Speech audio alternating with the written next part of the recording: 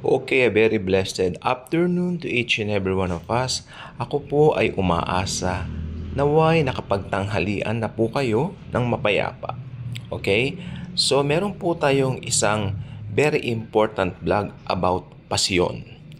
Pasyong mahal. Okay? So, ito po ang pasyon.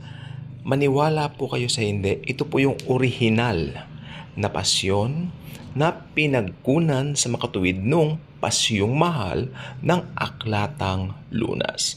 Ito po ay mula sa paglilimbag ng Martinez and Sons. Okay? Originally, ito po ang pasyon ng 1891. So you can see, ang letter ng kasaysayan ay nasa C.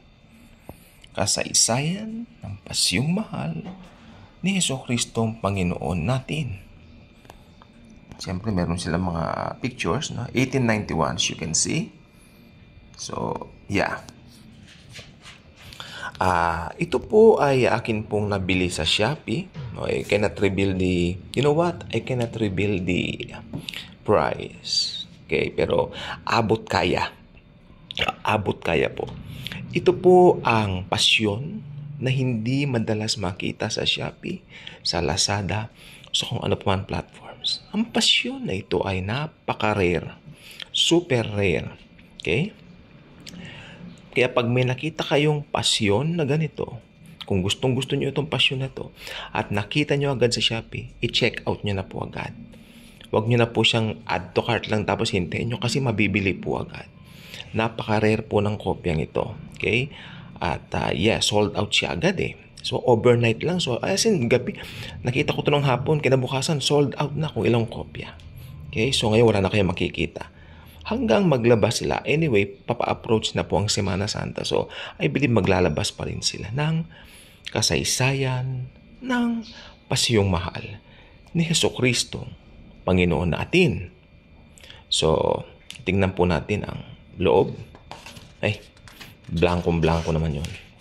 Blank na blank yung harapan. So, ayan. Let's see. Yun na nga po, kasaysayan with the letter C ng Pasyong Mahal ni Jesucristo Panginoon natin. Nasukat ipag-alab, nasukat ipag-alab ng puso ng sino mang babasa. Yan po, as you can see, pinalimbag daw ng isang devoto. Tungkol sa kapurihan, letter C pa rin, ng Diyos at pakinabang yung Q, pakinabang ng Kristiyano. So, yeah, upon purchasing this, matututo ka rin kung paano ba yung mga lumang titik o Tagalog noong unang panahon, no? Manila, 1891. So, let me read it. Let me try to read it. Tipografía de Amigos del País, Editorial de la Voz de España, 1891, Manila. So, as you can see, the usual panalangin sa Diyos, the usual na nakikita sa mga pasyon. Okay?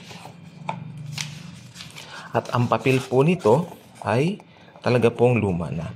Ito pong mismong aklat na hawak kong ito ay nilimbag po nila o prinint po nila noong dekada, kung hindi po ako nagkakamali sa sobrang luma po nito, ito ay nilimbag po nila mga dekada 80 o 90.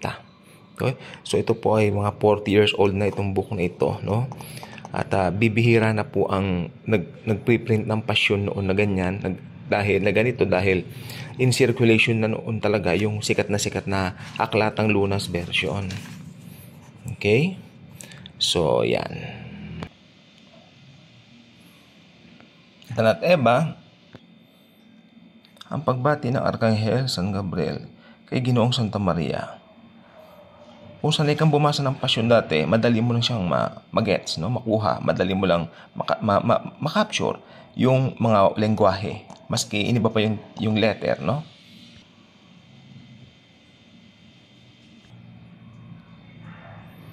Ang pagbibinyag kay Jesus.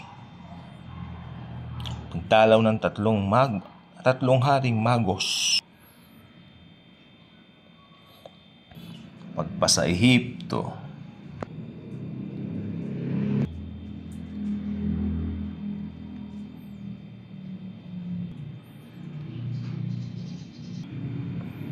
Pero mas tingin ko 1970s ito. Kasi yung kanya pong hipo ng papel, parang 1970s, dekada 70. Which I believe, mas marami pong maganda mga prints noon. Tingnan nyo, lasting, ang ganda ng papers noon, no? And the illustration are so good. It's nice. They're so nice. Diba medyo may kalabuan siguro dahil sa hindi pa naman po ganun kabago ang teknolohiya ng araw. But still, makikita mo yung quality, napakaganda pa rin. Ayan, tulad niyan, ang pangangaral ng ating Panginoong Hesukristo sa maraming tao. Tignan niyo yung tao niya, spelling ng tao. T-A-U-O. Tao. Diba? Talagang wow. Yan ang spelling niya noong araw. Then, himalang ginawa, yung ginawa. Look at that. Ginawa ni Hesukristo sa 5 tinapay at 2 isda. Look at that. Wow. Again, nasabi ko na po sa inyo, ang pakikipanayam ni Moises at ni Elias sa ating Panginoong Hesukristo doon sa bundok ng Tabor. Alam mo, sabi ko na nga po sa inyo, once na nakita nyo ito sa Shopee at may pera naman po kayo, at wag nyo na po lang i-add to cart, bilhin nyo na po agad, check out nyo na po agad, no? Kasi very rare. Ang ganda po pag may ganito kayo, no? Dahil history po ito ng mga pagka-Pilipino po natin, no? Tama. Kaya kung meron po mga classic na pasyong mahal, ito po yung pinaka-classic sa lahat. Matatawag natin na ganun na nga. Domingo de Ramos. This coming Sunday daw yata, Domingo de Ramos na. Check na lang po ninyo. Okay, awit naman tayo. Okay, let me see kung makukuha ko yung... Okay. Ang tanang mga bihasa marurunong na lahat na parang nangagbadya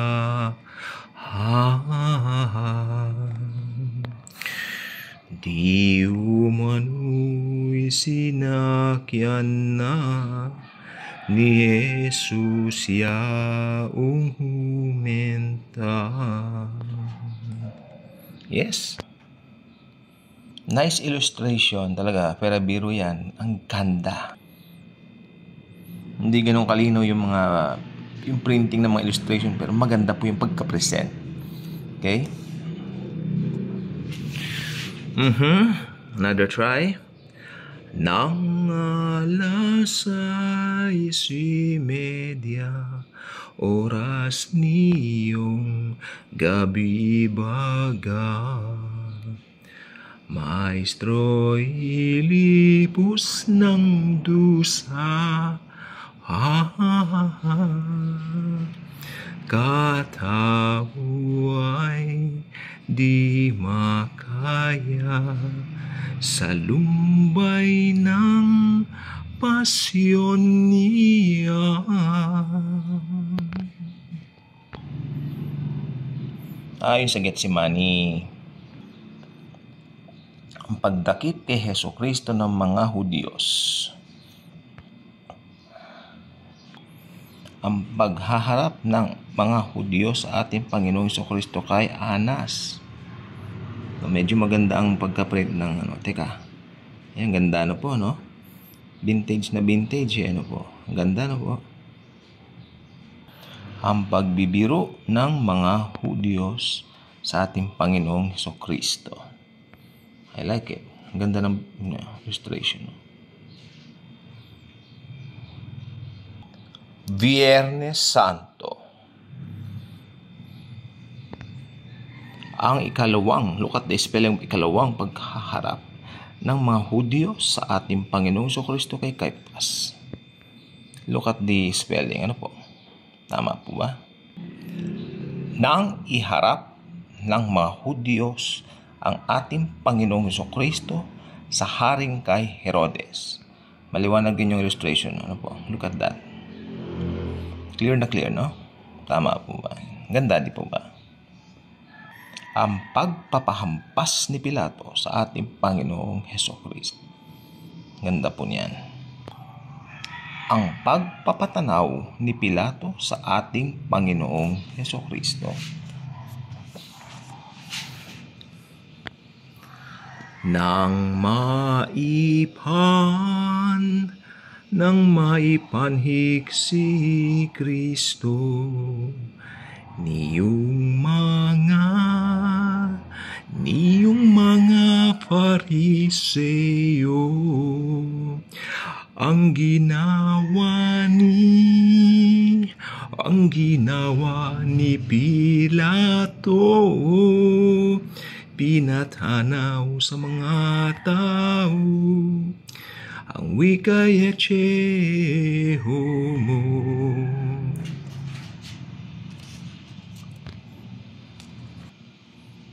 Ang paghihinaw ni Pilato ng kamay. Paghuhugas po yon, ganda. Yan. Ganda ng print, ano po? Tama. Ang paggawad ni Pilato ng sentensya. Yes, yan kay Jesus. Ang pag-aatang ng krus sa ating Panginoong Hesukristo. Ang pagyakap ng ating Panginoong Hesukristo sa mahal na Santa Cruz. Ang pagkasubasob ni Hesukristong Panginoon natin. Ito yung unang pagkasubasob niya, no po? Ang pagkasalubong ng ating Panginoong Hesukristo sa mga babae na ang mga matay lumuluha. Ang pagpapahid ni Veronica sa mahal na mukha ng ating Panginoong Hesukristo. Ang paglabas sa pinto ng Hudisyariya ng ating Panginoong Hesukristo. Ang ikatlong pagkasubasob ng ating Panginoong Hesukristo sa kabigatan ng krus na pinapasan. Nga naman, because of our sins, yan po ang dahilan.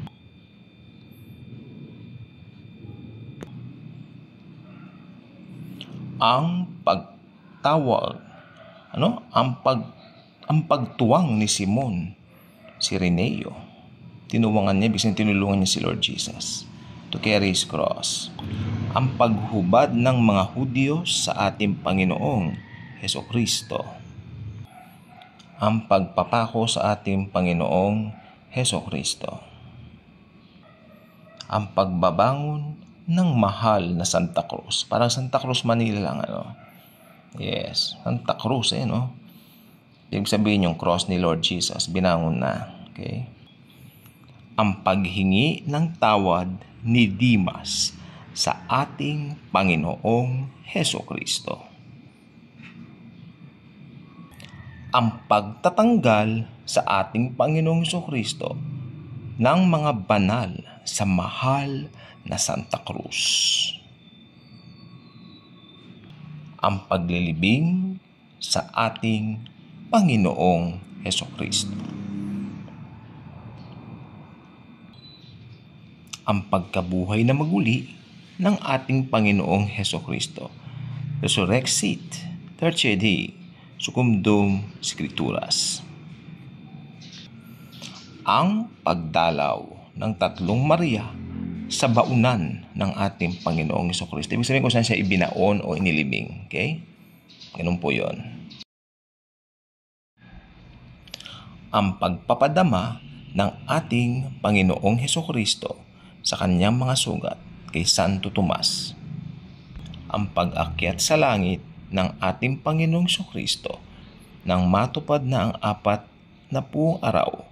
Recumbentus undicum discipulus aporet illis Jesus.